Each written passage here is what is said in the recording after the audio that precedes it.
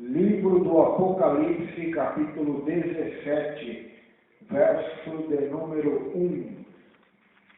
Livro do Apocalipse, capítulo 17, versículo de número 1 a seguir.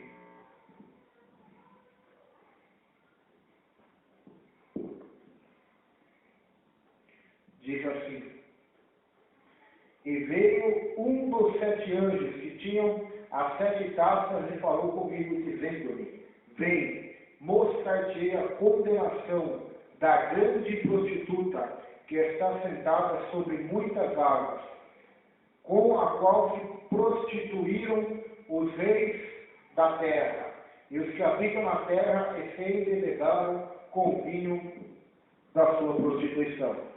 Então, nós começamos esse Aleluia, glória a Deus. do capítulo 17. Vemos que no capítulo 16 são desencadeadas as 7 taças da ira e do julgamento de Deus sobre o homem, a grande tribulação. E agora o capítulo 17 muda-se um pouco o cenário do juízo de Deus para com o mundo pecaminoso. Agora Deus vai mostrar Babilônia para João. Babilônia que não é somente uma cidade, como possamos dizer, do passado, onde Nabucodonosor foi rei, mas sim um sistema corrupto de idolatria, prostituição e de rebelião contra Deus. É um sistema religioso, mundano, a qual, desde a época de Gênesis, de Nimrod, que foi o fundador de Babilônia, que fez a Torre de Babel, desde esses primórdios, esse sistema já vem Aleluia, glória a Deus. sobre a face da terra. Meu Deus, meu Deus. O capítulo 17 começa apresentando uma série de visões que revelam 3 quedas finais, juntamente com o capítulo 18. Somos informados quanto aos detalhes da queda de Babilônia, anunciado nos capítulos de Apocalipse 14, 8 e Apocalipse 16, 19. O capítulo 19 celebra a sua queda como um hino de louvor a Deus. Apocalipse 19, verso 11 e 12, descreve a queda do anticristo e de seu reinado. O capítulo 20 mostra a queda e o julgamento final de Satanás e de todos os que o seguem. Temos aqui um interlúdio do milênio. Esta sessão é concluída com o capítulo 21, do verso 1 ao 8, confirmando o destino final dos justos e dos ímpios. Embora a Babilônia venha sendo identificada das mais diversas formas, ela representa, na verdade, o presente sistema mundial, o mundo que a Bíblia diz estar no maligno. 1 João, capítulo 5, verso de número 19, diz assim: Sabemos que todo aquele que é nascido de Deus não peca, mas o que de Deus é gerado conserva-se a si mesmo e o maligno não lhe toca. Sabemos que somos de Deus e que todo mundo está no maligno. Amém. Verso 18 e 19. Então a diferença dos filhos de Deus para com os filhos do mundo, os filhos do diabo, que servem a este mundo que jaz no maligno. Quando João diz aquele que é nascido de Deus não peca, ele não está dizendo que o servo de Deus não comete nenhum pecado. Pois, se nós analisarmos, seria aparentemente uma contradição, pois no capítulo 1, João diz que aquele que diz que não peca, já está pecando. Então, a palavra peca aqui no original, que foi escrito no grego, significa assim: nós sabemos que todo aquele que é nascido de Deus não vive na prática do pecado. Esse é o sentido que João está falando aqui. Não vive na prática do pecado, não vive cometendo o pecado voluntariamente, escravizado pelo pecado. Pois quem é nascido de Deus, a Bíblia diz, é liberto do pecado, para uma vida justa, santa e piedosa. Embora ele ainda continue errando, pecando, por isso que ele foi continuar precisando de Jesus por toda a vida e por toda a eternidade. Aleluia. Então, esse é o sentido, Glória a Deus. Então aqui esse é o foco aqui da mensagem hoje. A mensagem de hoje, vamos falar Meu sobre a Deus, Babilônia. meu Deus, Sistema do mundo. meu Deus. O mundo inteiro está já no maligno. Está. Está. Ou seja, quem está por trás da política, da mídia, da filosofia desse mundo, das religiões desse mundo, da mentalidade do homem, o influenciando e o levando a pecar contra Deus, cometer heresias, blasfêmias e todo tipo de pecados e sorte de maldade, é o próprio diabo, é o próprio Satanás e seus demônios. Eles que têm regido esse mundo, que têm governado esse mundo nas regiões celestiais, eles que têm comandado. Embora tudo isso está debaixo da soberania de Deus, este mundo jaz maligno. Por isso, Jesus diz: aquele que amar o mundo, o amor do Pai não está nele. Quando ele diz amar o mundo, ele não está dizendo que nós devemos odiar os animais, odiar as florestas, não. Nós devemos amar a Deus, amar o próximo, amar a natureza, amar os animais, as florestas, cuidar delas, preservá-las, e não vamos estar pecando contra Deus. Quando Jesus diz amar o mundo, ele está dizendo amar essas filosofias que o mundo ama. A prostituição, a vaidade, o egoísmo, o orgulho. É amar o que o mundo ama. O mundo ama receber elogios, o mundo ama receber glória um dos outros, o mundo ama aplausos, o mundo ama prazeres pecaminosos, transitórios. O mundo ama essas coisas. Então, é isso que Jesus está dizendo. Quem amar o mundo e for amigo do mundo, Tiago diz lá em Tiago 4, é adúltero, é inimigo de Deus. Então, é esse o sentido da palavra. Ele está dizendo mundo, criação, natureza. Não, mas ele está dizendo que tem que amar mais as práticas que são cometidas nesse mundo. As práticas pecaminosas. É claro que quando eu amo mais a natureza, mais animais do que seres humanos, eu também estou pecando. Aleluia. Infelizmente é assim, ama mais cachorro do que ser humano. Ama mais naturezas do que o Deus Todo-Poderoso. Então, aí também já é pecado, pois coloca a criatura na frente do Criador.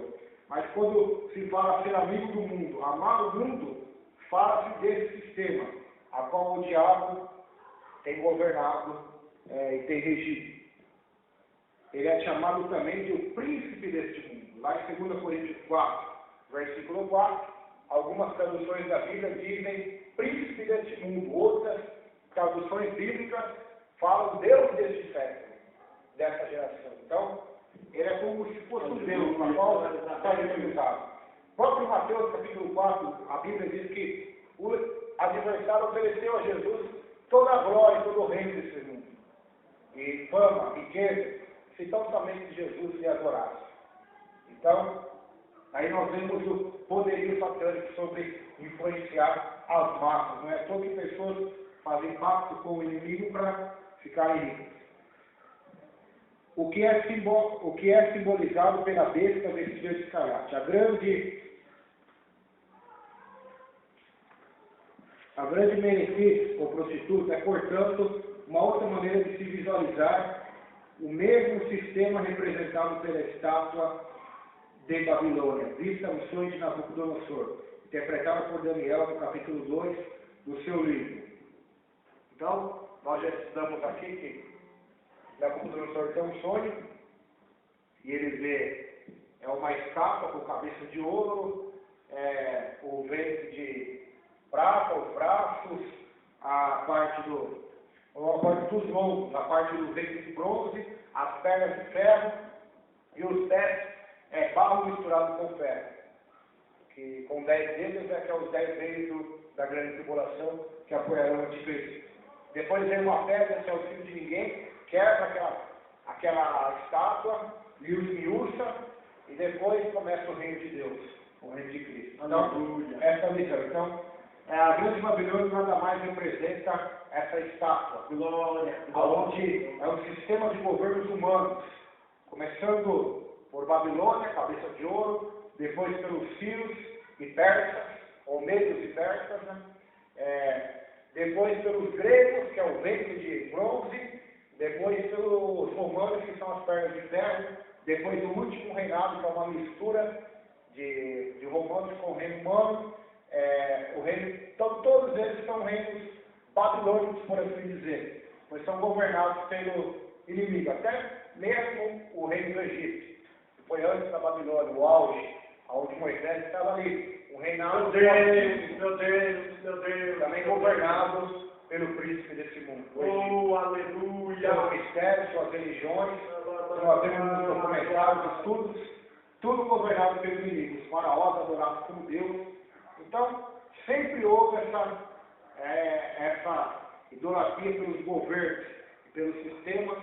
O interesse do diabo sempre foi estar por trás dos bastidores e ninguém sabia que ele esteve lá. Essa maior glória do inimigo é estar lá agindo e as pessoas acharem que não era ele não estava lá. Então, esse é o maior segredo do inimigo.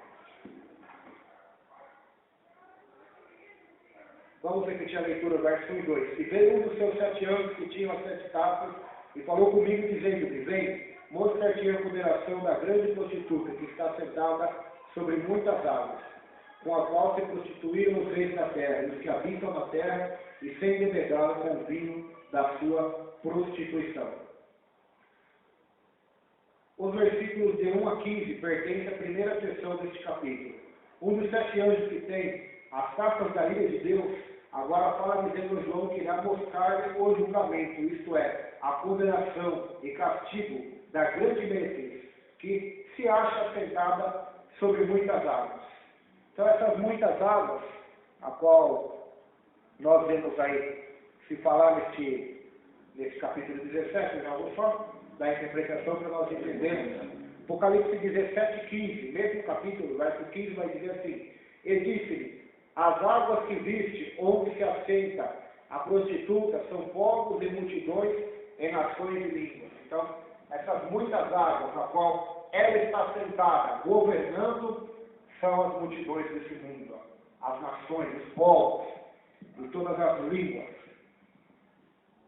A Bíblia frequentemente usa termos e imagens de adultério e prostituição para descrever a adoração de deuses pagãos ou outro tipo de infidelidade ao Deus verdadeiro, incluindo a rebelião. Isaías capítulo 1, verso 21. Então nós vamos ver aqui exemplos na Bíblia, no Antigo Testamento, propriamente dito, sobre idolatria. Quando os israelitas, os judeus, os hebreus, a descendência de Abraão, os filhos de Davi, também chamados, aleluia, eles adoravam outros deuses. glórias a Deus, Os profetas lhe chamavam desses nomes que nós vamos ver aqui agora. Isaías capítulo 1, verso de número 21, diz assim: como se fez prostituta a cidade fiel, ela que estava cheia de retidão, a justiça habitava nela, mas agora homicidas. A tua prata se tornou escória, lixos, o teu vício misturou com água, os teus príncipes são rebeldes, companheiros de ladrões, cada um deles ama os subornos e corre após salários, não fazem justiça ao órfão e não chega perante eles a causa das viúvas. Portanto, diz o Senhor Deus dos exércitos, o forte de Israel: consolar-me-ei acerca dos meus adversários, e vingar-me-ei dos meus inimigos, e voltarei contra ti a minha mão, e purificarei inteiramente as tuas escórias, e tirar-te-ei toda a impureza, e restituirei os teus juízes como eram antes, e os teus conselheiros como antigamente, e então te chamarão cidade de justiça, cidade fiel. Então a cidade de Jerusalém, a cidade de Jerusalém, de Israel, se fizeram prostitutas. Por quê? Por causa dos homicídios, dos subornos, de pessoas rebeldes, príncipes, líderes rebeldes das nações, companheiros de ladrões, e não faziam justiça aos órfãos, às viúvas, buscavam só salários altos e suborno. É diferente do que acontece hoje no Brasil, já acontecia naquela época. Então, um governo injusto e interessado somente no seu bolso. Já havia naquela época. Procuravam subornos, eles amavam o suborno. O que é o suborno? Dinheiro por fora, que a pessoa paga para ele tentar ajudar, ou ela tem um emprego, ou ela tem um cargo, ou desviar um dinheiro, ou se ele cometeu um homicídio, só dar um dinheiro para o juiz não pune ele como ele deveria ser punido. Então isso é um suborno. E correm após salários, buscam salários altos, buscam coisas, homicídio. Então, aqui, o profeta Isaías, no capítulo 1, já começa mostrando a justiça de Deus contra a injustiça do homem. Começa mostrando a iniquidade. A cidade que era fiel outrora, agora se chamava prostituta, se fez prostituta, porque abandonou a Deus para praticar Oh, aleluia, o pecado, para viver na prática do pecado. Então, na Bíblia nós vamos ver vários exemplos de prostituição. Por isso, quando a Bíblia diz não adulterarás, o mandamento não é só não adulterarás, é sair do marido e mulher. Não é só isso o mandamento. Jesus foi um pouco, mas não foi totalmente ainda. Jesus lá no Novo Testamento diz, aquele que olhar para a mulher já adulterou. Mas se ele quisesse ter ido mais a fundo nesse mandamento, ele poderia ter ido nesse mandamento.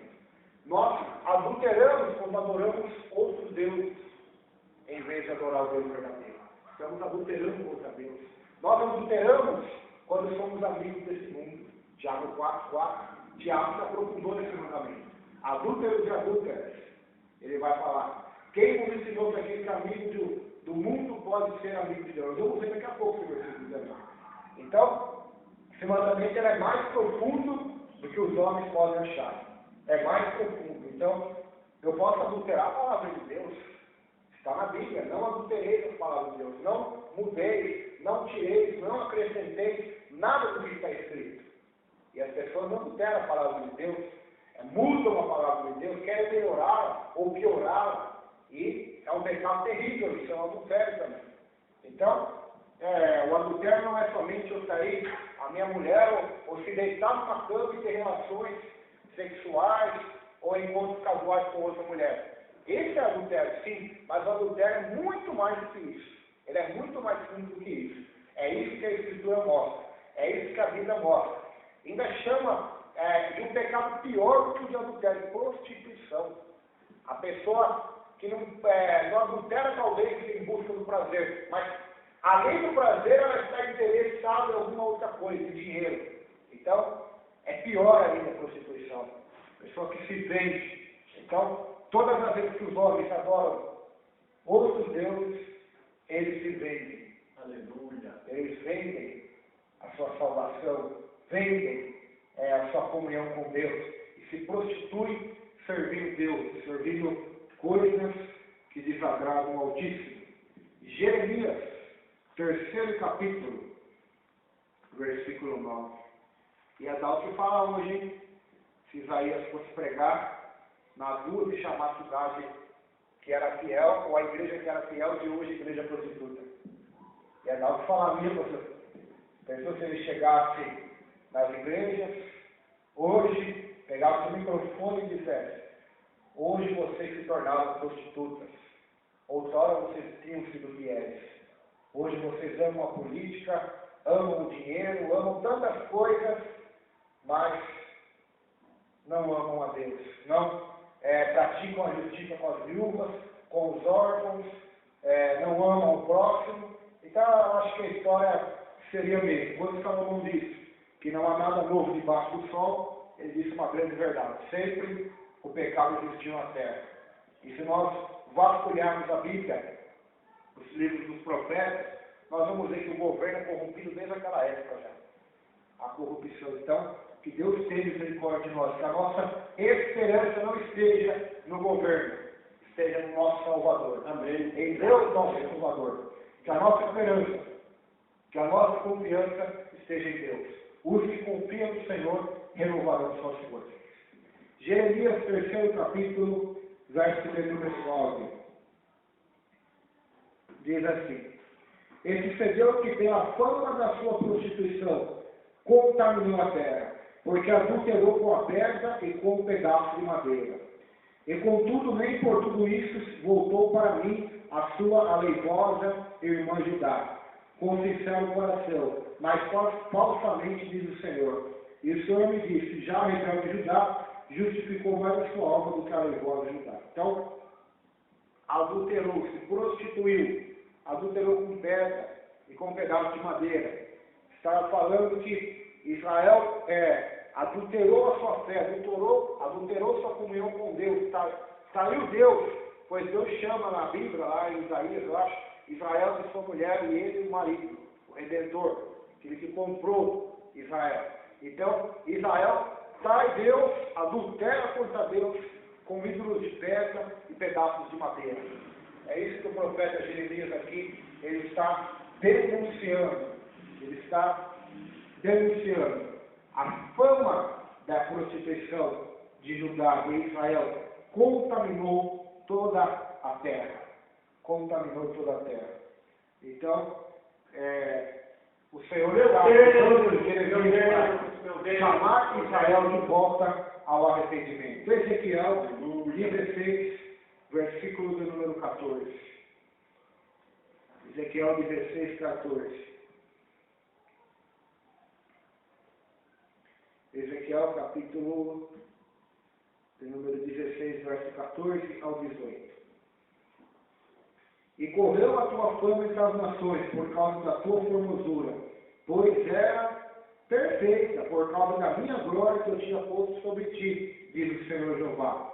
Mas confiaste na tua formosura e te corrompeste por causa da tua fama e prostituías-te a todo o que passava para ser sua. E tomaste as tuas vestes e fizeres lugares altos, adornados de diversas cores, e te prostituíste sobre elas. Tais coisas não viram, nem hão de ver. E tomaste as tuas joias de enfeite, que eu te dei do meu ouro e da minha prata, e fizeste imagens de homens, e te prostituíste com elas. Tomaste as tuas vestes bordadas, e as cobriste, e o meu óleo e o meu perfume puseste diante delas. E o meu pão que te dei, a flor de farinha, e o óleo e o mel com que eu te sustentava, também puseste diante delas, em cheiro suave. Assim foi, diz o Senhor Jeová. Além disso, tomaste teus filhos e tuas filhas, que por mim geraram, e os sacrificaste a elas, para serem consumidas. Acaso é pequena a tua prostituição? Olha que forte o que Deus está falando aqui usando o profeta Ezequiel para Israel, para Judá. Lembrando-se de que eles estavam em cativeiro quando Ezequiel estava profetizando. Eles estavam escravos já. Sua terra já tinha sido tomada. Ele vai dizer assim para esse povo: a tua fama correu entre as nações, não porque vocês eram bonitos, Israel, Judá, mas pela minha glória que eu tinha colocado em vocês. Aleluia. Pela minha presença. Mas vocês não confiaram em mim, confiaram na sua formosura. Esse é o pecado do homem. Confiar em si mesmo, confiar na sua própria justiça, nas suas habilidades de escolha, nos seus sentimentos enganosos. Pois a Bíblia diz que o coração do homem é enganoso, em Jeremias 17. E Jesus vai dizer pior ainda lá no Novo Testamento. Ele vai dizer que do coração do homem procede os maus pensamentos. Então, um homem que confia em si mesmo e não examina, e não age de acordo com o que diz a Bíblia, esse homem vai errar. É impossível acertar, porque o coração dele é inclinado ao mal, é inclinado ao engano, é inclinado ao pecado. Então, foi isso que Israel fez, confiou na sua formosura, na sua força, na sua beleza, seu dinheiro, na sua fama, e se prostituiu a todo que passava. Ou seja, todas as nações que passavam por ali, com seus ídolos, elas abraçavam e adoravam eles. Se os filisteus passassem perto, eles adoravam o Deus dos filisteus, Dagon, Baal. Se os babilônios que passassem perto, eles adoravam o Deus dos babilônios, Marduk. Meu Deus! Se os egípcios que passassem perto ali, eles adoravam os deuses dos egípcios também, que eram vários deuses que eles adoravam, e assim por diante. Então, olha só o que Deus vai falar. Vocês tomaram, isso aqui é literal, isso aconteceu. Tomaram das suas vestes, ou seja, vocês pegaram as vestes que eu te dei, as roupas que eu te dei, e fizeste lugares altos adornados de diversas cores, ou seja, altares de deuses pagãos, a qual eles faziam e adornavam, enfeitavam, adornar e enfeitar. enfeitavam com aqueles panos bonitos, coloridos, os altares dos deuses, cananeus, filisteus e todo tipo de deuses, até Moloque, eles adoravam. Pois lá no final vai dizer que até os filhos dele e as filhas, eles sacrificavam para Moloque.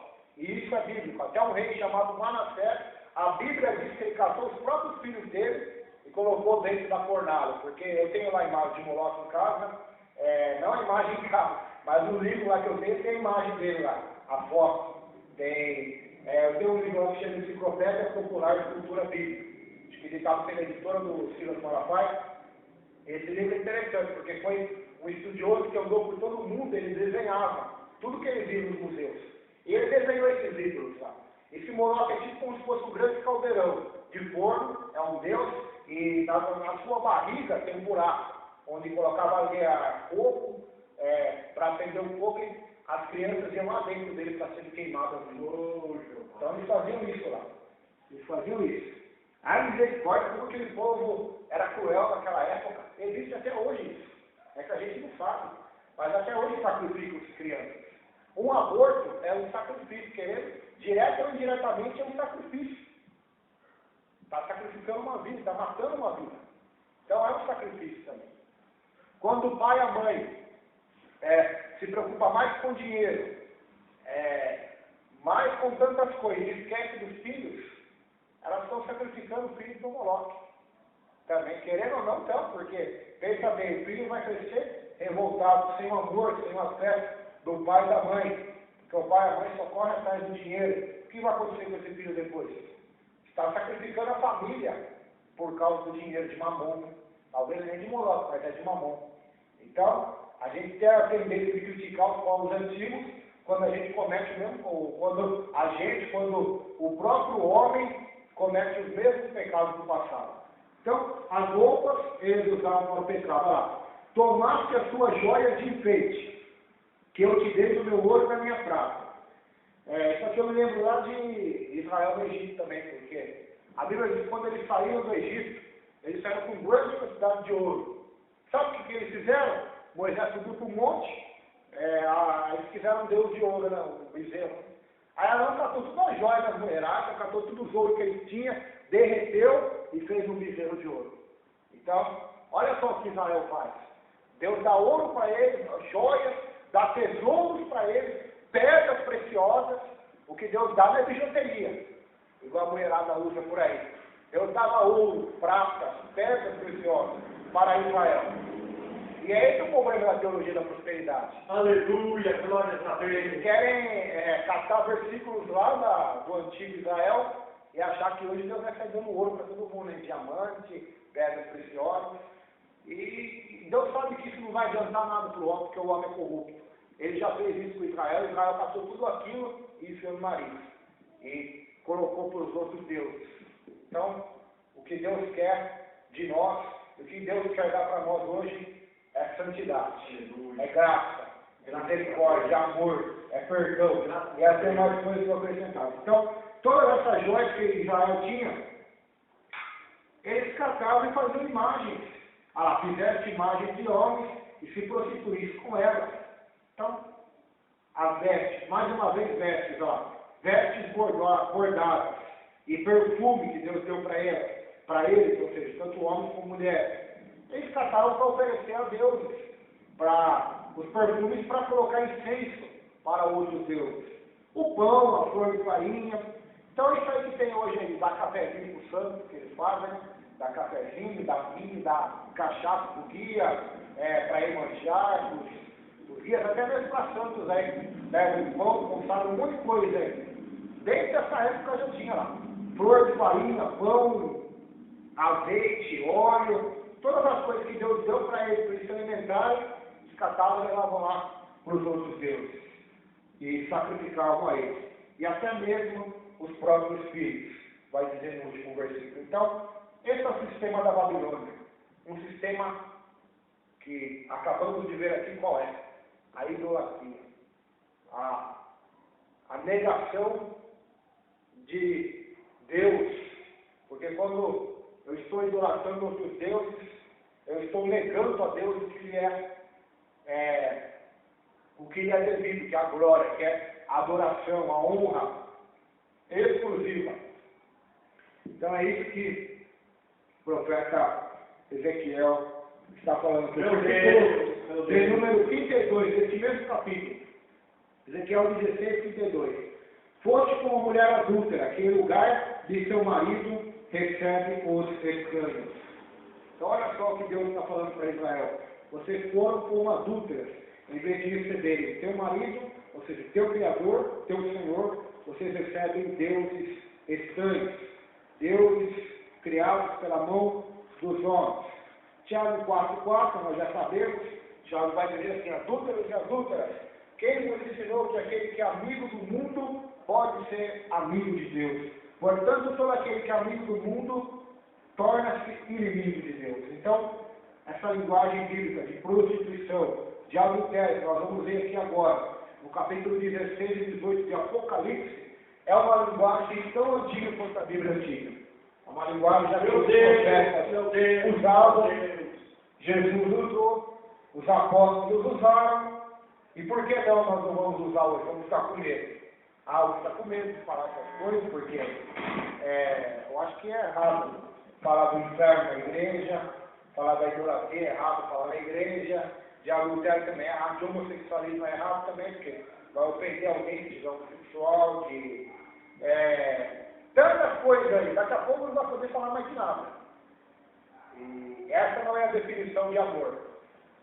A definição de amor é falar a palavra de Deus. Amém. Porque a Bíblia diz, aquele que ama, guarda os meus mandamentos. Então Jesus é desamor, porque ele falou mais do inferno do que do céu. Então ele não é amor. Se a Bíblia diz que ele é amor, e ele deu a sua vida por nós, e ele foi o que mais falou sobre o inferno, sobre juízos iminentes que viria, sobre os pecadores não arrependidos. Então, quem não fala do inferno hoje, não é porque ama, mas é sim porque está no engano. No engano. Ou porque é ter vergonha, ou porque está enganado mesmo pelo diabo. Mas a grande maioria dos casos, a pessoa está enganando-se a si mesma aos outros por causa dos outros deuses. Do pecado, do dinheiro e tantas outras coisas. Sendo que a Bíblia, o Deus de amor, falou mais do inferno do que do céu. Os profetas de Deus falaram mais dos juízos do que das promessas. Por quê? Porque nós sabemos que a palavra de Deus nos diz e nos ensina que o pecado é uma maldade contra Deus. É uma maldade contra Deus. Por isso que a punição é severa. Se fosse uma maldade contra você, contra aquele ali ou aquela outra, seria na cadeia que poderia resolver mesmo. Aqui na terra já ia pagar já. Como diz o ditado, aqui se faz e aqui se paga. Mas por que aqui se faz e aqui não se paga? Porque a nossa dívida não é contra nenhum homem, então não tem como se paga aqui na terra. Será paga no juízo final. Embora muito mal que o homem faz aqui, pode aqui, né? É isso que, por isso que ela fala esse ditado. Em parte ele é verdadeiro, mas em parte ele é falso. Por quê? Porque aqui se faz, vai se pagar depois. O preço vai ser depois. Embora há muitas consequências vão serem pagas aqui na terra, mas o pior será depois, o juízo de Deus sobre o pecado e sobre o pecador. Porque o pecado é uma afronta a Deus, é um desprezar da sua glória, do seu amor, da sua graça, da sua justiça. O pecado é um tapa na cara do Filho de Deus. É colocá-lo na cruz novamente. Então, nós não devemos achar que pecado é coisa normal. Todo mundo faz, é natural, somos pecadores mesmo, não tem como fugir disso não. Nós, cristãos, somos chamados por Deus para não viver na prática do pecado. Embora o mundo jaz do maligno, como disse João, nós somos nascidos de Deus, ou seja, nascemos de Deus. Deus nos deu o novo nascimento, a regeneração, o novo homem, a nova criatura, a nova mulher, que nasceu da água, do Espírito, para viver uma vida de graça, de paz, de justiça, de santificação, de verdade, de amor a Deus e mortificação da carne. Então, esse é o Evangelho. Então, sistema babilônico é um sistema que ama o pecado, em primeira instância. Ele ama o pecado, ama a falsa moralidade, a falsa justiça do homem. É um sistema corrupto, a qual se prostituíram os reis da terra. Versículo 2 está dizendo: os reis, os líderes das nações, desde a época, lá de Adão e Eva, até hoje, eles se prostituíram. E eles são envenenados com o vinho da sua prostituição. Não é um vinho aqui que está dizendo literal, o suco da uva, ou o suco da uva fermentado, mas é o vinho da prostituição, o vinho da idolatria, o vinho do pecado, a qual a vida deles está embriagada, está cheia de pecado, cheia de maldade. Jesus vai ratificar isso em Mateus 23, quando ele diz que os fariseus, por fora eram belos, mas por dentro eles estavam cheios não de vinho, mas de morte, de ossos de morte, de cheiro de carne podre. Por fora eram belos como os grandes mausoléus que há nos cemitérios, cheios de mármore, mas por dentro só imundícia, só morte. Então, eles eram embriagados pelo pecado. Então, esse povo, o povo da Babilônia, o sistema babilônico, nada mais é do que o sistema corrupto desse mundo, que rejeita a Deus e que rejeita seu Cristo, seu Messias, seu Salvador. Aleluia. É esse mundo que odeia a Jesus, que odeia a luz, que não ama a luz, que despreza a luz, que odeia a luz porque as suas obras são más. É como disse João lá no Evangelho, que ele é a luz, e a luz alumia todo o homem. E os homens amaram mais as trevas do que a luz. Está em João 1 e João capítulo 6. Eu falei os dois versículos. Ou seja, os homens amam mais as trevas do que a luz. Então, tem um ditado que diz aí que se nós fôssemos mais como Cristo, o mundo iria se converter. É um ditado falso. Porque se nós fôssemos mais parecidos com Cristo, se a igreja fosse, o mundo não iria se converter. O mundo iria perseguir e odiá-la ferozmente, como fez com o seu fundador e com o seu Senhor. O mundo não amou a Jesus. O mundo não quis ser igual a Jesus. O mundo odiou Jesus. É só nós vermos os evangelhos. Quem que amou Jesus ali? Foram poucos. Jesus chama de pequeno rebanho. Foram os seus seguidores. Então, quando diz a Bíblia que Jesus veio e ele é o Salvador do mundo, não significa que ele vai salvar o mundo inteiro. Não significa, é a mesma coisa que dizer, a gente vê aquelas reportagens daquelas pessoas que salvam baleias, né? Mas não é todas as baleias que eles querem salvar espécies, porque seria impossível um biólogo conseguir salvar todas as baleias do mundo da extinção, porque nós sabemos que tem pessoas que caçam as baleias, matam elas por prazer, matam elas ilegalmente para vender a carne delas, assim como os peixes, todo tipo de animais aí. Se o homem não fazer leite, muitos deles já nem existiam mais, porque o homem vai matando por causa da cobiça. Então existem essas entidades, essas ONGs, que estão ali para proteger a espécie. Então quando diz que Jesus veio, é Salvador do mundo, ou seja, ele é o Salvador da espécie humana. Se Jesus não tivesse vindo na terra, todos os homens seriam destruídos no inferno, condenados ao inferno. Não haveria salvação nenhuma para a raça humana. O homem seria extinto e lançado eternamente no inferno. Então, quando diz Jesus é o Salvador do mundo, está dizendo ele é o Salvador da espécie humana, ou seja, ele não vai salvar todo mundo. Quem dizer isso está enganado, pois a mesma Bíblia diz que a vontade de Deus é que todas as almas sejam salvas. A mesma Bíblia diz que ele comprou para Deus povos do quê? De todas as tribos, línguas, povos e nações. Ou seja, não está dizendo que ele comprou todo o Brasil, não está dizendo que ele comprou todo os Estados Unidos, não, mas ele comprou povos que estão dentro do Brasil, que estão dentro dos Estados Unidos, que estão dentro de cada povoado desse mundo, nem que haja um. Ele comprou com o sangue dele para levar os céus. Então, ele é o Salvador do mundo, da Babilônia, a qual os homens fazem parte. Quem foi o fundador de Babilônia? Seria muito bom nós falarmos sobre isso também. um homem chamado Nimrod. Nimrod foi o cabeça do plano diabólico, malévolo, da construção da Torre de Babel, ou Porta do Céu, a qual ele tentou, junto com todo mundo, que até então falava a mesma língua, fazer uma torre que chegasse até os céus para ser semelhante a Deus. Este aí é o fundador da Torre de Babel. Segundo os historiadores, José e todos os outros, diz que este homem deitava com a própria mãe, um homem corrupto. Ele fundou várias cidades, dentre elas Babilônia. Ele foi o fundador da cidade Babilônia, que é uma cidade histórica que até hoje existe ali, mesmo que ruínas ou pequenos povoados, até hoje tem ali uma sombra do que era a Babilônia. Ela esteve no seu auge na época de Daniel e Jeremias, quando eles conquistaram todo o mundo, inclusive Jerusalém. Eles quebraram, destruíram e levaram cativos para a Babilônia. Lá foi o auge do Império Babilônico, que é a cabeça de ouro que Daniel viu. Então essa cidade foi fundada por um homem com essa intenção lá de Gênesis 1, né?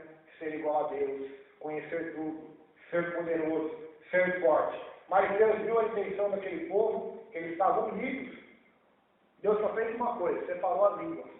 Um começou a falar japonês, o outro começou a falar chinês, o outro espanhol, o outro português, o outro italiano, o outro alemão, o outro russo, o outro língua de Guarani, de índio, e foi uma mistura de língua ali que cada um foi do seu lado. E aquela torre foi destruída. Aleluia. Então, Babilônia veio desse homem, do coração de Satanás, né, que era o influente principal no coração de Nimrod, que agiu junto com Nimrod. Então esse foi o fundador da Babilônia, que já veio lá naquela época. Então esse mundo de Babilônia é esse o sistema que se corrompe contra Deus. Só que nós vamos estar vendo mais e mais profundamente isso.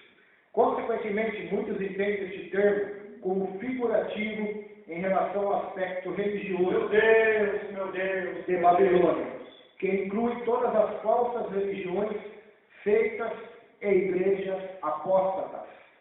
Ou seja, sistema babilônico também, no sentido figurativo, tem relação ao aspecto religioso também, de todas as falsas religiões, todas as seitas e todas as igrejas apóstatas.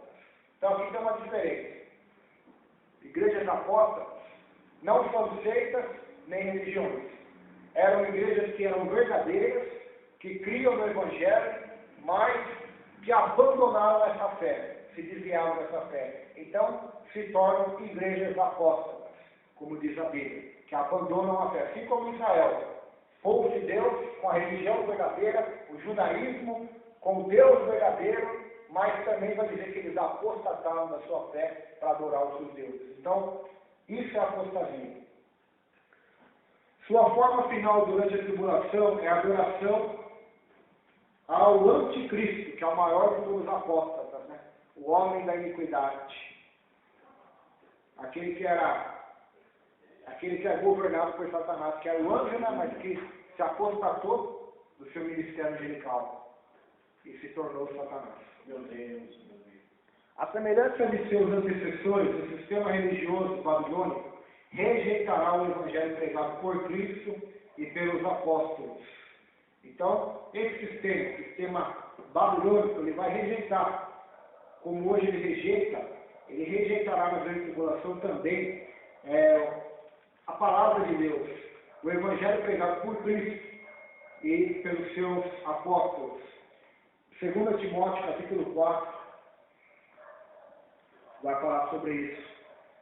2 Timóteo 4.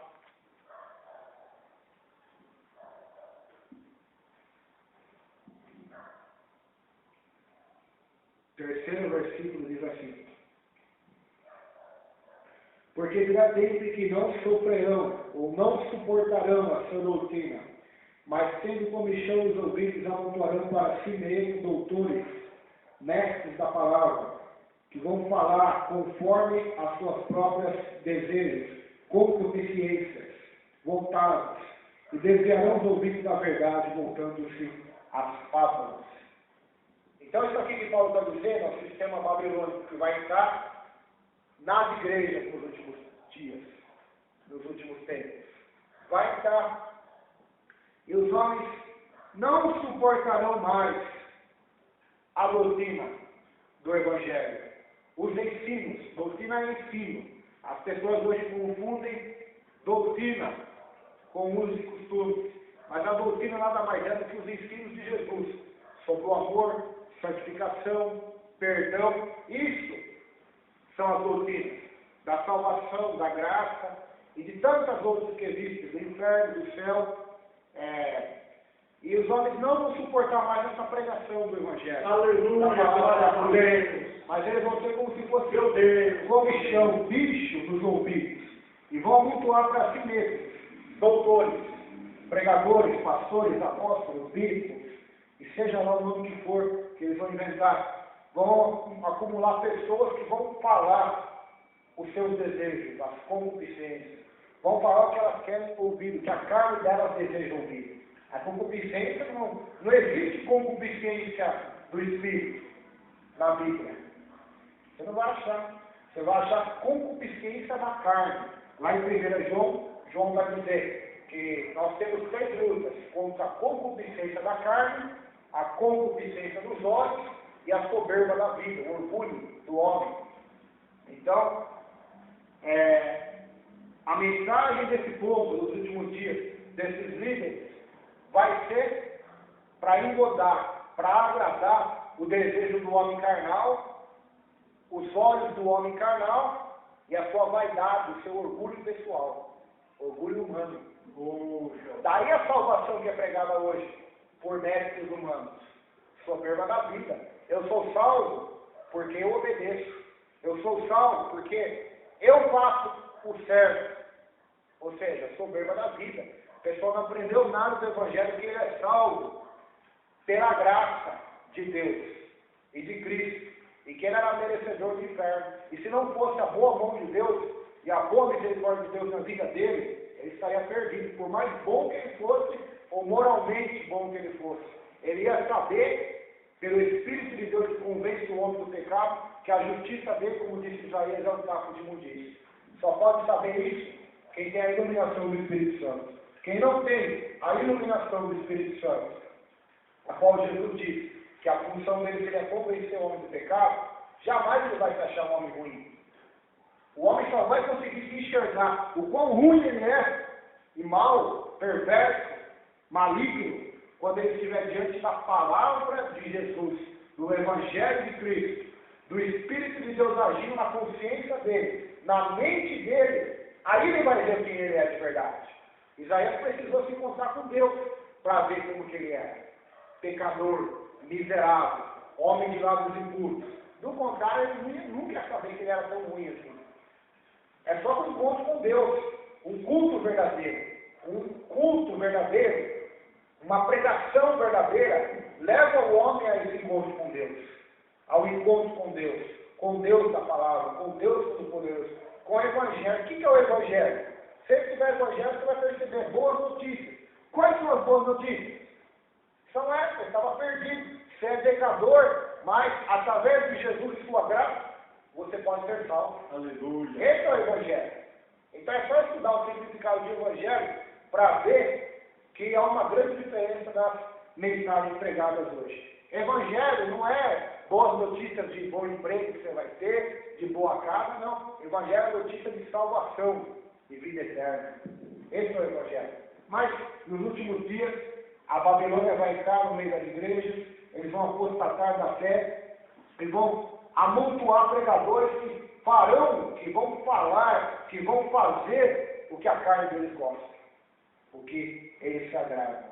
Então, é a famosa teologia da prosperidade, que está em alta no Brasil e no mundo, tantas outras, tantos movimentos aí que dão mais ênfase ao barulho, ao pular, ao gritar, do que ao arrependimento, campanhas que prometem milagres e não tem nada com arrependimento, nada com o Evangelho do Senhor Jesus Cristo.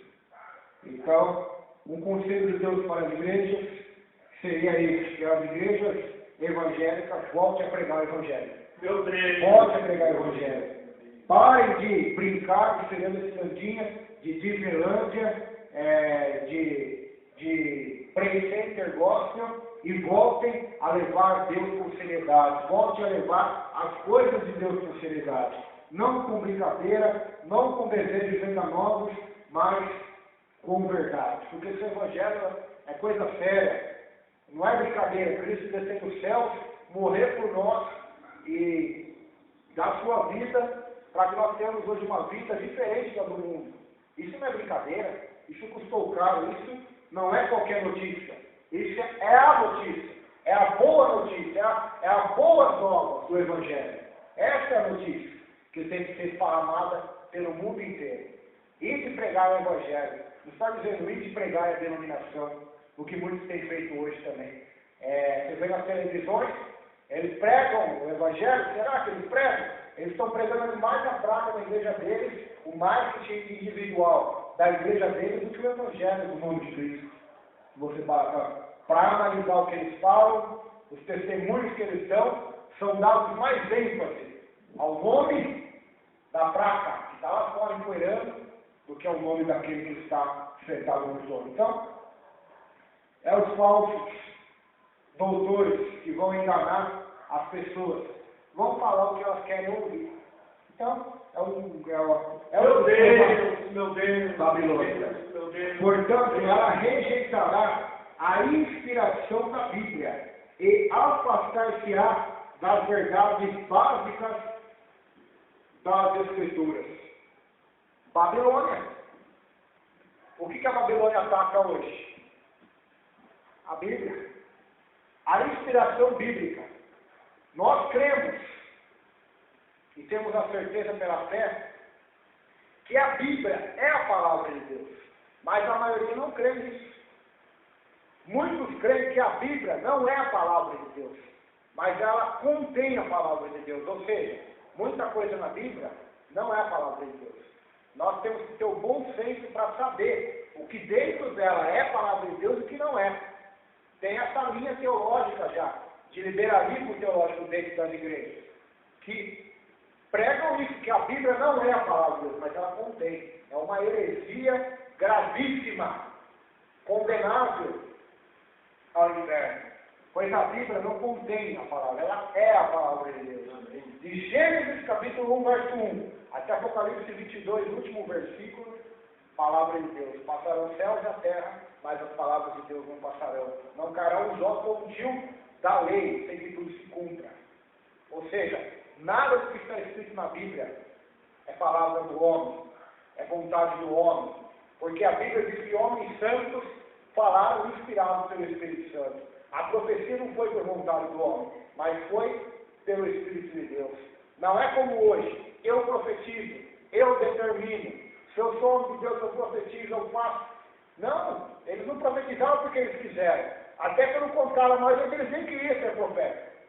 Mas Deus chamou-os, comissionou-os, deu essa missão a eles. E eles falaram tudo que Deus mandou eles falar. Foi escrito na Bíblia. E por que ela não é maior? Por que o livro não é maior nem menor? Porque Deus quis ele desse tamanho exato. Ele poderia ser bem maior. Se fosse relatar tudo que Jesus fez ali, poderia ser enorme. Se fosse ele colocar mais histórias de Israel, lá no livro dos reis, seria enorme o livro dos reis. De Gênesis, da criação, seria mais ainda, fosse ser mais minucioso. Mas o que Deus quis falar para nós e revelar para nós está aqui na Bíblia. Amém. Então não tem essa conversa fiel de dizer, a Bíblia não é a palavra de Deus, mas ela contém a palavra de Deus. Uma vírgula para essas pessoas que pensam assim. A Bíblia é a palavra de Deus. É a palavra de Cristo. É a palavra do nosso Salvador. Então eles atacam a Bíblia. Em Gálatas 1:9 diz que se um homem pregar, ou até um anjo do céu pregar outro evangelho que já está posto, está escrito, que seja o quê? Amaldiçoado, seja anátema. Então, o modernismo ele ataca a inspiração bíblica, a inspiração da palavra de Deus, a inspiração aleluia, da santa palavra do Senhor. Glória a Deus. Devemos tomar muito cuidado com isso, com esse sistema babilônico, esse sistema que se afasta da palavra de Deus, que se afasta da verdade. 2 Timóteo, terceiro capítulo, olha a Babilônia que agiu na época de Paulo. 2 Timóteo, terceiro capítulo, verso 5, diz assim: tendo aparência de piedade, mas negando a eficácia dela. Destes afasta-te, porque destes números são os que se introduzem pelas casas e levam cativas mulheres nécias, carregadas de pecados, levadas de várias concupiscências, desejos, que aprendem sempre e nunca podem chegar ao conhecimento da verdade.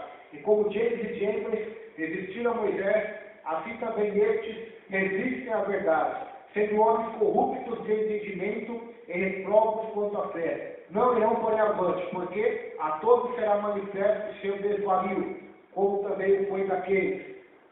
Tu, porém, tens seguido a minha doutrina, modo de viver, intenção, fé, longanimidade, caridade, paciência, perseguições e aflições, tais quais me aconteceram em Antioquia, em Icônio e em Listra, quantas perseguições sofri, e o Senhor de todas me livrou. Também, todos os que piamente querem viver em Cristo Jesus padecerão perseguições, mas os homens maus e enganadores irão de mal para pior, enganando e sendo enganados. Tu, porém, permanece naquilo que aprendeste e de que foste inteirado, sabendo de quem eu tenho aprendido, e que desde a tua meninice sabe as sagradas letras, que podem fazer-te sábio para a salvação, pela fé que há em Cristo Jesus. Toda a Escritura divinamente inspirada é proveitosa para ensinar, para redarguir, para corrigir, para instruir em justiça, para que o homem de Deus seja perfeito e perfeitamente instruído para toda boa obra. Aleluia. Olha a Babilônia aqui. Resistiam à verdade, entrando pelas casas, esparramando mentiras, heresias. Por que Paulo disse sobre a inspiração da Bíblia? Para Timóteo aqui. O contexto é claro, nós vemos aqui o contexto inteiro, porque estava sendo atacada a verdade. A Bíblia estava sendo atacada, a palavra de Deus estava sendo deturpada. Eles tinham aparência de piedade, de fé, de evangélicos, de cristãos, mas eram falsos, Paulo estava dizendo. Só tinham aparência.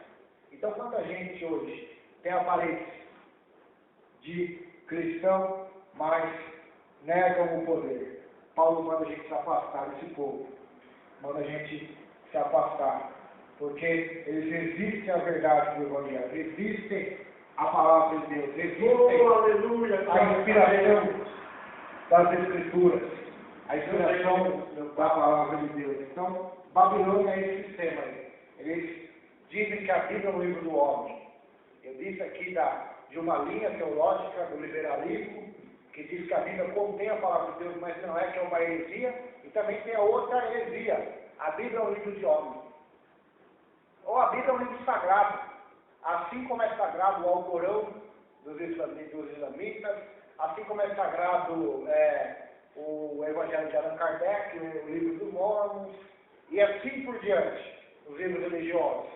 Só que a Bíblia, ela está acima de todos os livros. Amém. Sejam históricos, sejam de poesias, sejam de historinhas da carochinha, seja de ficção, sejam religiosos, qualquer tipo de livro. A Bíblia é o livro dos livros. É o livro de Deus. Amém. Isaías vai dizer assim, no capítulo 34, buscai no livro do Senhor e leite. Nenhuma dessas coisas parará. Então, a palavra do Senhor, ela está acima de todas as coisas, porque todos os livros vieram inspirados do coração do homem, ou do próprio diabo. Mas a Bíblia foi inspirada por Deus, pelo Espírito Santo. Ele soprou, ele inspirou, ele colocou as palavras na mente e no coração daqueles santos homens que foram os autores dos livros sagrados da Bíblia, que são mais de 40. E nenhum deles contradiz. Nenhum deles fala uma coisa e o outro fala outra. Não. É sempre a mesma verdade, a mesma mensagem, o mesmo fundamento da palavra de Deus. Então a Babilônia hoje ataca a Bíblia. O movimento homofóbico, o LGBT, os homossexuais, que estão lá em Brasília, que tem apoio da mídia, da Globo e várias outras emissoras, eles, para conseguirem se justificarem diante de algumas mensagens da Bíblia, alguns versículos, né? Pois a Bíblia ataca a sua prática. A Bíblia ataca e condena a prática homossexual no inferno. A Bíblia só justifica e abençoa o sexo entre marido e mulher. Entre marido e mulher, que é uma só carne. Mas todos os outros tipos de relacionamentos, seja com animal, seja homem com homem, mulher com mulher, seja dois homens com uma mulher, seja tudo tipo, namoro ou fora do casamento, para Deus é pecado, para Deus é prostituição, é adultério, é fornicação, é abominação. No caso, homem com homem, é pior ainda, é abominação também. Homem com homem, mulher com mulher. Então, eles atacam a Bíblia nessa parte. Os evolucionistas que creem na evolução, aonde eles dizem, o seu mestre Darwin, que, segundo a história, no final da vida, Charles Darwin, na sua morte, ele pedia para os irmãos virem louvar e fazer culto na sua residência, na beira da sua morte. E dizem os historiadores, eu estou dizendo o que eles dizem, não sei se é verdade ou não, dizem os historiadores que ele falou que se arrependeu dos livros que ele tinha escrito, porque os homens fizeram dele uma religião. Ou seja, tudo aquilo que ele fez foi só uma teoria, uma suposição. Ele se arrependeu porque as pessoas trataram o que ele escreveu e fizeram uma religião, fizeram dele um Deus. Alguns acreditam que o homem veio do macaco, o macaco veio de outro animal, que depois veio de um peixe, de uma ave, depois veio de um peixe, o peixe era uma bactéria, e assim foi evoluindo. Então, a Babilônia defende o evolucionismo. A Bíblia, a palavra de Deus, o Evangelho de Cristo, defende o criacionismo, ou seja, a criação dos céus e da terra. Mas não é só essa verdade que Babilônia ataca. Babilônia diz que o mundo veio do Big Bang. A Bíblia diz que Deus criou os céus e a terra. Graças a Deus. E eu falo isso porque a Babilônia que está ensinando os filhos. Não é Deus. Não é a palavra de Deus que está guiando nas escolas. Se não me falha a memória, a Bíblia, a sua leitura é proibida. Não sei se aqui no Brasil é proibido, eu tenho essa informação. Mas lá nos Estados Unidos, não pode, porque pode constranger outras religiões. Se tiver um filho ali de um muçulmano, de outro, vai constrangê-lo. E é interessante que na escola eles proíbem as crianças de ler a Bíblia, até não ensinam a Bíblia para as crianças. Só que lá na cadeia eles incentivam os presos a ler a Bíblia. Eles até dão um presente se o preso pedir. Olha só que interessante. Outros poderiam estar livres de estar lá na cadeia, se na sua juventude, na sua infância, lhes fosse dado este livro, ou lhes fosse ensinado esse santo livro. Então, é Babilônia. Os pais têm que tomar cuidado, porque quem está ensinando os filhos na escola é Babilônia. Não pensa que é Deus, não. Pensa que é Jesus Cristo, não é Babilônia. O que eles ensinam lá é evolucionismo, é darwinismo, várias religiões, e vai. Eu tinha um professor de biologia que disse que a Bíblia é um livro falso, porque foram achados fósseis de homens na Terra que tinham mais de 10 mil anos. E como que a Bíblia pode ser verdadeira? Porque se formos ver pela cronologia bíblica, o mundo não tem mais que isso. 10 ou 15 mil anos, não vou falar besteira. Eu não sou muito profundo nessa área, mas tem um professor cristão, é um cientista, ele chama Dalton Lourenço. Aquele homem lá para defender as teses do criacionismo, não tem melhor do que ele. Ele vai falar profundamente pela ciência, né? Depois que ele está na Bíblia, pela ciência primeiro, ele vai a fundo. É um homem aí que, se o pastor puder ouvi-lo, no YouTube lá tem a pregação dele, é um homem profundo nesse assunto. Então, a Babilônia está na escola, não está só nas igrejas aí enganando muitos crentes. Não está só na televisão, está na escola também. Está na televisão, está agindo em todos os locais para colocar na mente do homem pensamentos contrários à palavra de Deus. Fazendo então com que ele se prostitua, espiritualmente e fisicamente. Por a prática de Adão e Noé, de Jesus Cristo, tem 6 mil anos. É mais ou menos por aí. Se você pegar... Então, é que eu não me preparei para esse assunto. Deu 2000 anos. Noé, 2000. São 4. Então, E Jesus Cristo, 2, está com 6.000 anos e 12 anos. mais ou menos por aí. Então, o que nós observamos é isso. A Babilônia sempre ataca. Ataca o criacionismo, ataca a criação do homem, que é importantíssima na Bíblia, porque Deus fez o homem a sua imagem e semelhança.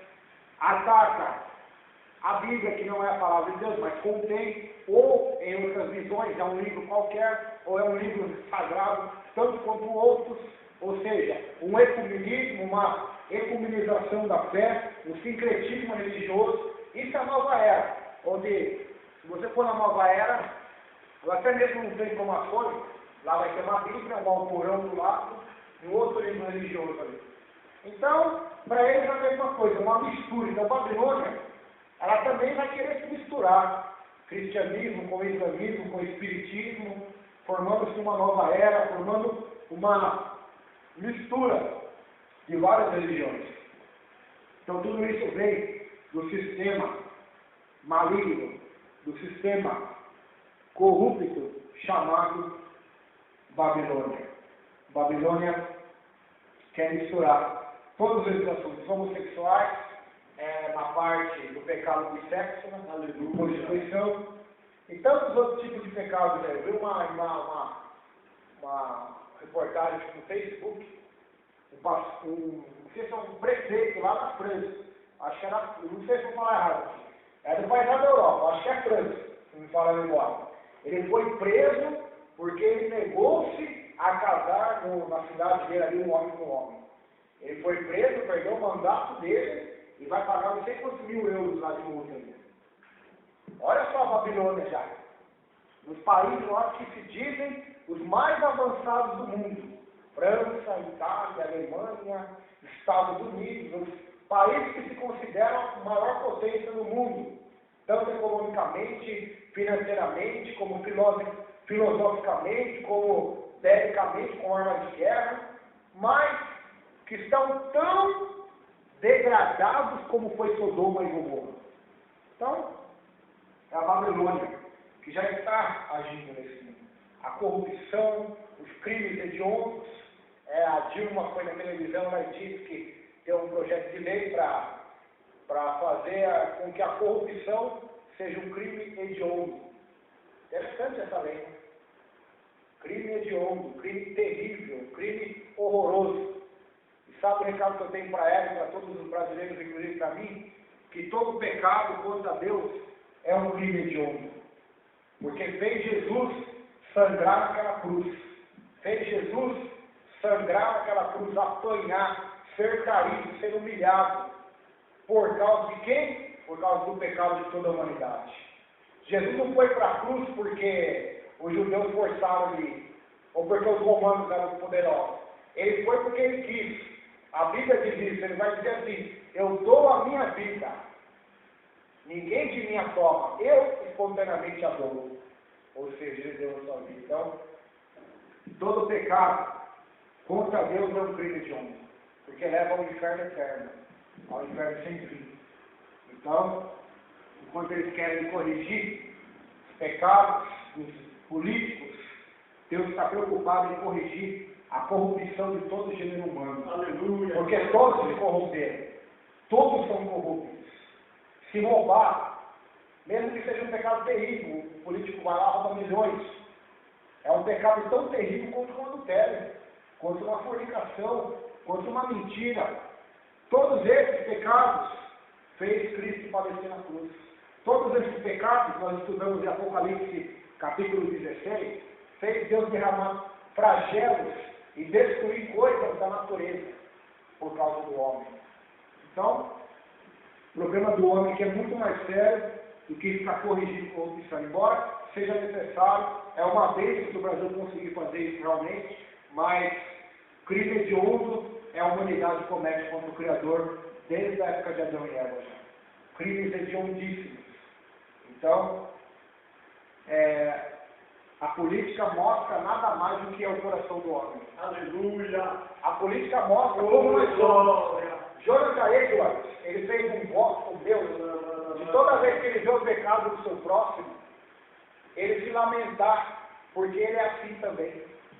Ou seja, toda vez que ele visse um adultério, toda vez que ele visse uma mentira, ele ia se lamentar, porque o coração dele é tão mentiroso, tão adúltero, se não for atingido pela graça de Deus, quanto daquela pessoa. Então isso levava ele a ter uma humildade, uma profunda humildade, a ser manso e humilde, como disse Jesus, de coração, aprender de Jesus, para ter descanso para a alma. Então, quando nós olhamos para a política, nós vemos nada mais no coração de todos os brasileiros. E a própria condenação deles mesmos, porque eles clamam nas ruas por justiça, protestam por justiça. E se aquele que está sentado nos céus fosse clamar por justiça hoje sobre o Brasil, quem ficaria de pé diante dele?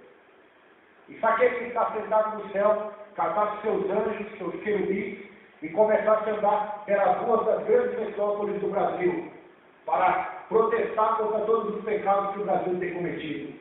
Idolatria a Maria, idolatria a Nossa Senhora, roubo de dinheiro nas igrejas evangélicas, ídolos, homossexualismo, tráfico de drogas na cidade do Rio de Janeiro, nas favelas ali. Meu Deus do céu, será que essa nação ia sobreviver por um dia? Eles são apanhados forte, né, pastor? Mas falar da Babilônia é falar sobre o seu juízo. Porque Cristo está buscando para João, enviou o anjo dos 7 anjos da 7 casas, para mostrar para João o juízo que haverá sobre Babilônia. Talvez hoje nós não vamos nem chegar nisso. Talvez vamos ficar só numa introdução. O verso 2. Mas é para nós entendermos que Babilônia é o mundo atual, é o sistema mundano, a qual o anticristo vai reinar, a qual a besta, o falso profeta irão governar, irão reinar.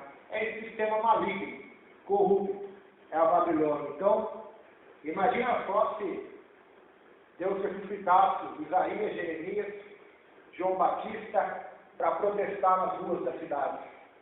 Jonas, mesmo rebelde, mesmo querendo fugir, ele ia lá para São Paulo e dizer: se vocês não se arrependerem, daqui 40 dias vou destruir essa cidade.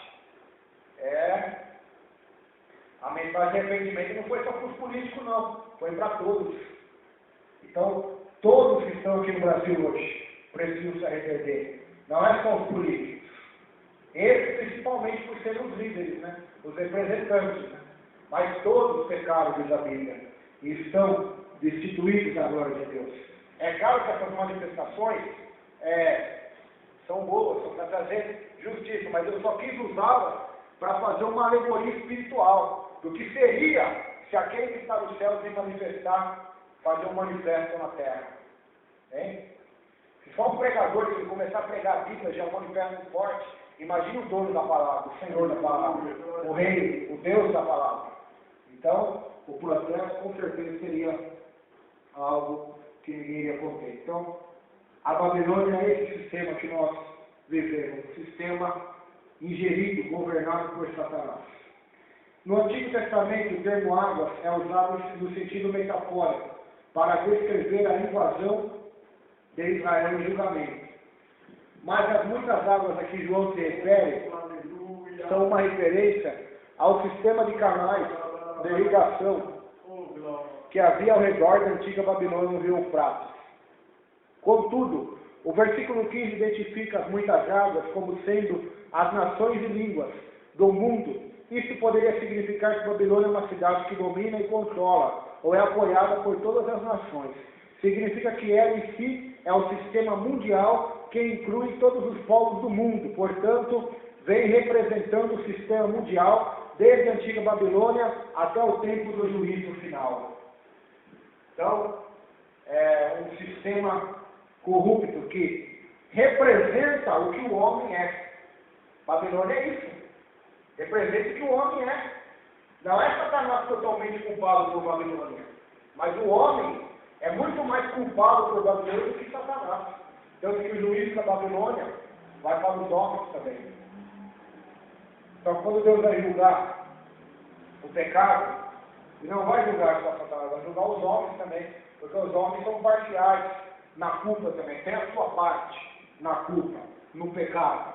Então, a Babilônia representa isso. Então, quando fala no verso aqui, de número Apocalipse 16, que ela está assentada sobre muitas águas, a babilônica literal, a cidade da Babilônia, era localizada no rio Eufrates. Ficava ao redor do antigo rio Eufrates, que existe até hoje, né? Que ele vai se secar por Armagedon, quando eles iam cair em Israel. Então, esse rio Eufrates, mas não tem nada a ver com esse rio. Esse rio, essas águas que se fala, o próprio capítulo vai dar a interpretação do que são essas águas. São povos, línguas e nações, a qual esta prostituta, esta mulher escarlate, que está no verso de número 4, que nós vamos estudar na próxima sexta-feira, está sentada para governar, para enganar as pessoas da face da terra. Então a Babilônia ela é líder de todas as religiões falsas e malignas que permeiam sobre esta terra. Oh, aleluia! Gênesis.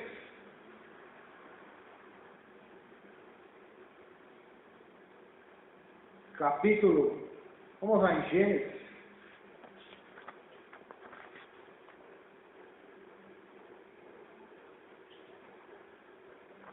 Gênesis. Vamos ver se eu achar aqui o fundador da Babilônia.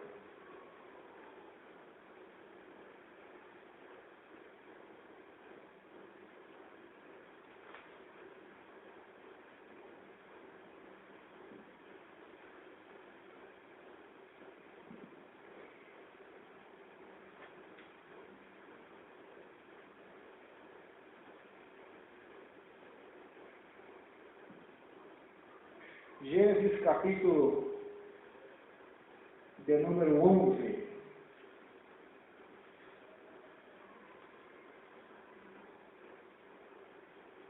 Vamos ver o 10. Gênesis 10, 8. Olha lá. Gênesis 10, 8 diz assim: E Cuxi gerou a Nimrod. Este começou a ser poderoso na terra. E este foi poderoso caçador diante da face do Senhor.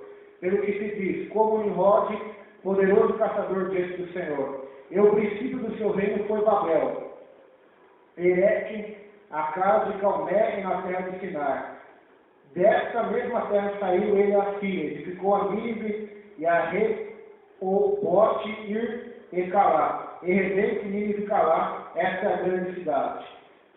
Então aqui fala sobre as cidades que Nimrod construiu, inclusive Nínive também, né, que foi destruída, né? Porque nós sabemos que quando Jonas pregou, eles se arrependeram. Mas depois de um tempo, eles voltaram à prática do pecado, e a cidade foi entregue também à destruição e à ruína da cidade de Nínive. Então, tudo isso é bem desse homem, Nimrod. Em Gênesis 11, no vou ler, ele aqui é o cabeça, né, do mundo na época, né, o anticristo, assim podemos dizer, a qual liderou toda a humanidade para construir uma estátua que chegava até os céus. Este Nimrod. E a coisa ficou estreita para ele. Deus derramou o seu juízo sobre toda a terra e separou as línguas.